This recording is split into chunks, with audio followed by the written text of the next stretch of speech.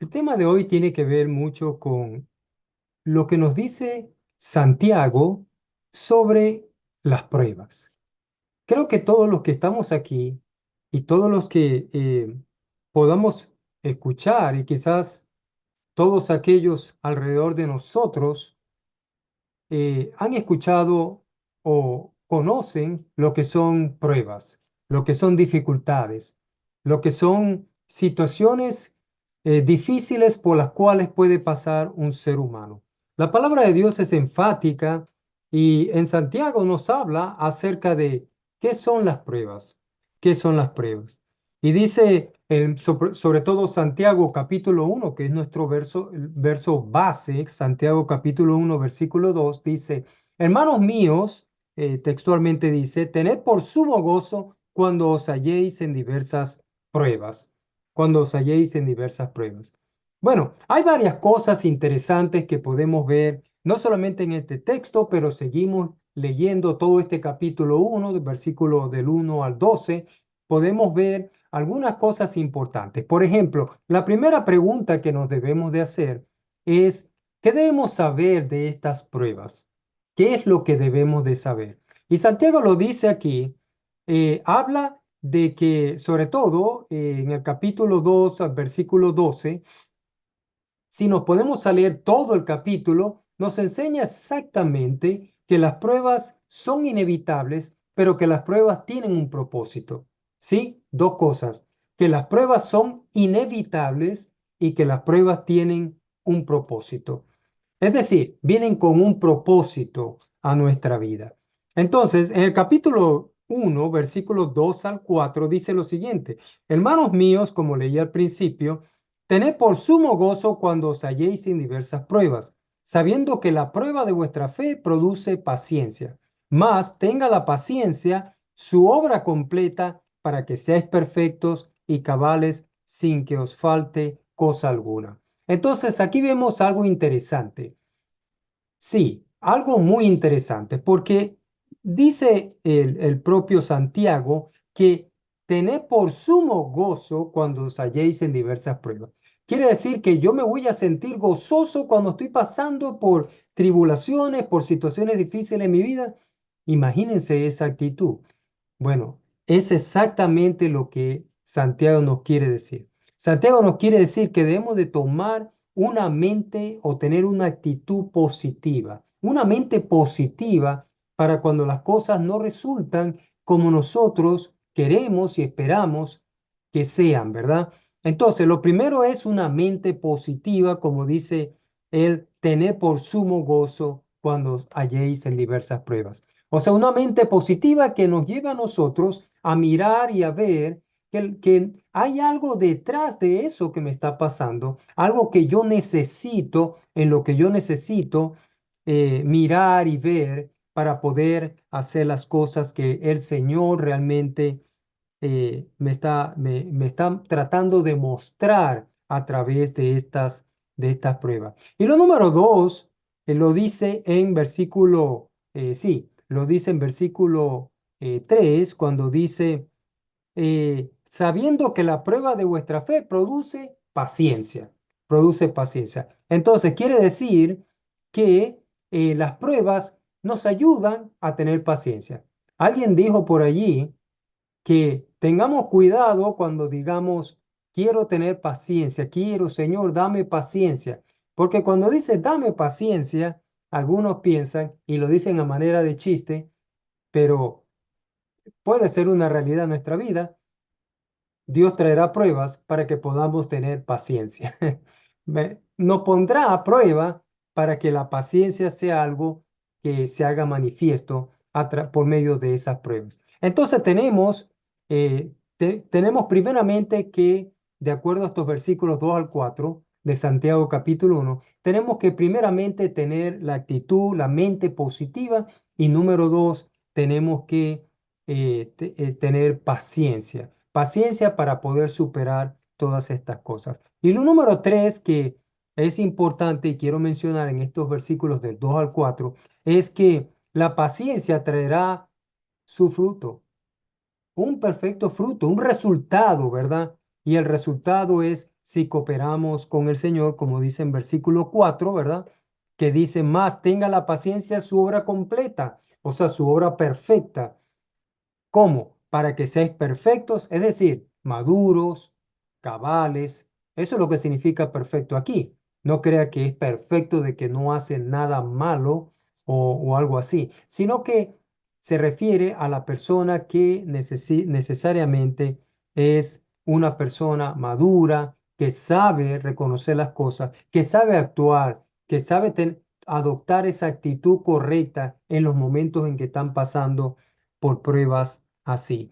Entonces dice también versículo, sin que os falte cosa alguna. Es decir, que sea una persona que sabe lo que el Señor le está proporcionando, le está dando a él, porque precisamente tiene la actitud correcta cuando vienen estas pruebas, ¿verdad?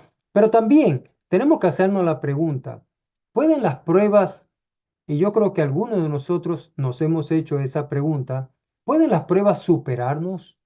Es decir, ¿pueden las pruebas ser más de lo que nosotros hemos pensado o de lo que nosotros hemos esperado, hasta el punto de que han sido mucho más de lo que nosotros realmente pensamos entre nosotros que podemos aguantar? Bueno, vamos a ver los versículos 5 al 8 del capítulo 1 de Santiago nuevamente. Y dice, y si alguno de vosotros tiene falta de sabiduría, pídala a Dios, el cual da a todos abundantemente y sin reproche, y le será dada. Pero pida con fe, no dudando nada, porque el que duda es semejante a la onda del mar, que es arrastrada por el viento y echada de una parte a otra. Entonces, en el versículo 7 dice, no piense, pues, quien tal haga, que recibirá cosa alguna del Señor.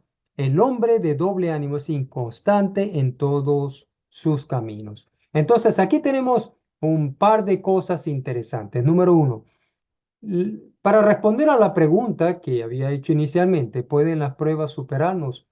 Sí pueden superarnos. ¿Por qué? Pueden superarnos si tenemos falta de sabiduría. Si tenemos falta de sabiduría. Por eso que aquí dice 5, versículo 5, si alguno de vosotros tiene falta de sabiduría, pídala a Dios.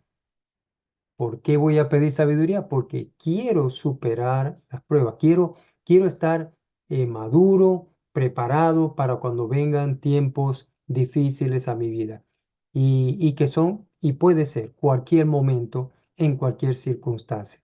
Entonces, también tenemos aquí el hecho de que no solamente la falta de sabiduría, como dice el versículo 5, puede ocasionar que las pruebas no superen, sino que también la falta de fe. La falta de fe. En versículos 6 al 8 nos dice exactamente que uno no piense recibir nada del Señor si realmente nosotros no estamos constantes, fieles al Señor en medio de las pruebas.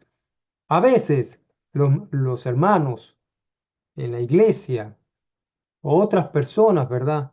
Se ponen a pensar y a decir, bueno, ¿por qué Dios no me ayuda en esto? ¿Por qué Dios no me ayuda en esto otro, ¿verdad?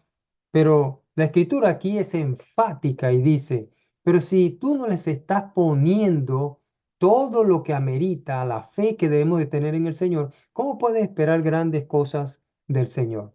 ¿Cómo puedes esperar que tu vida sea de bendición cuando realmente tu fe es así de pequeña? Cuando no buscas realmente estar más ligado, tener una mejor relación con el Señor, cuando cosas tan triviales como asistir a la iglesia, como venir un domingo, como participar de un estudio bíblico, es tan difícil para mí. E inclusive cuando me es tan difícil estudiar la Biblia, leerla siquiera.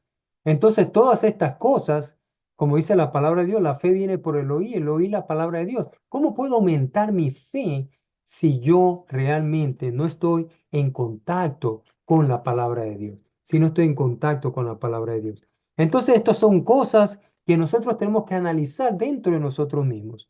La persona que lo superan las pruebas, es porque es una persona que tiene poca fe, es porque una persona que no ha ejercitado su fe realmente, que no ha buscado en Cristo esa verdadera fortaleza a través del estudio bíblico, a través de el asistir, de compartir con los hermanos, de estar en la iglesia, etcétera, etcétera. Entonces, esas son cosas importantes en las cuales debemos de meditar. Y otra cosa interesante es que Dios no nos da las cosas o no nos pide a nosotros las cosas, sino nos da los recursos para hacerlas.